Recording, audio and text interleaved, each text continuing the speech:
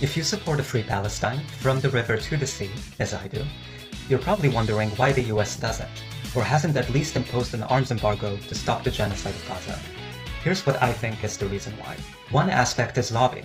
Fascist lobbying groups like AIPAC and J Street together spent $78 million in the 2024 election cycle alone to lobby Republican and Democratic politicians so they continue to run cover for the apartheid state.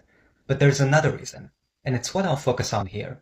If everyone in Palestine had equal rights from the river to the sea, regardless of race, ethnicity, or religion, also known as Dr. Edward Said one-state solution, Palestinians would be the political majority. Under a truly representative democratic government, a one-person, one-vote system, Palestinians would have full political control over land, natural resources, and most importantly to the US, the right to make laws that would determine Palestine's economic structure. For example, they could make laws that would redistribute privately owned land and give it to returning refugees. They could nationalize private industries and natural resources. And that is a threat to American corporations. In 1954, the CIA orchestrated a coup in Guatemala that overthrew the democratically elected socialist government of President Jacobo Arbenz.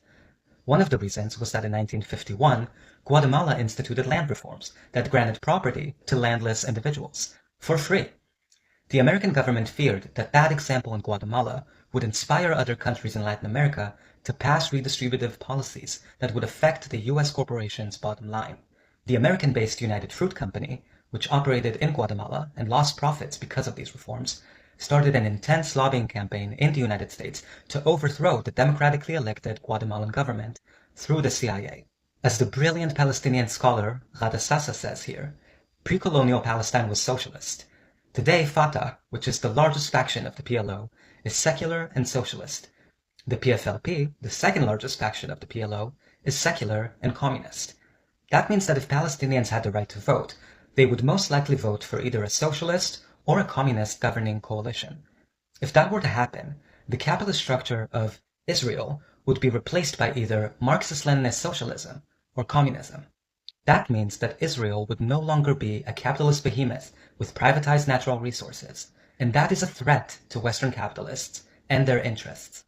This is why Disney cartoon villain and neocon Marco Rubio said that Mahmoud Khalil, an American resident who believes in the one-state solution with equal rights from the river to the sea, is a threat to US foreign policy interests. This is how neocons and neoliberals like Marco Rubio think. If Palestine elected a socialist government, what would happen in Egypt? What if it inspired Egyptians to want a real democracy there too, under a one-person, one-vote system? What about Jordan, or Qatar, or Saudi Arabia? The whole capitalist superstructure in Western Asia would collapse, and that is a threat to American interests.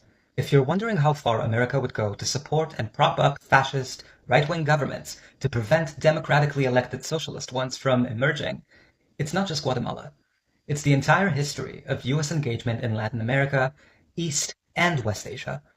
In Vietnam, the US killed more than 1 million people to topple North Vietnam, which was constitutionally Marxist-Leninist, while arming and funding the fascist anti-communist parties in the now-defunct country of South Vietnam.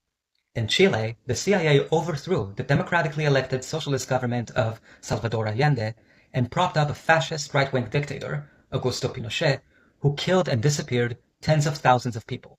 The fight to free Palestine is a global fight against inequality, oligarchy, and capitalist interests in West Asia. That is why the United States government won't stop this genocide, no matter how much we protest, because the preservation of capitalist interests matters more than human life. But inshallah, one day, we will free Palestine and free the world, from the river to the sea.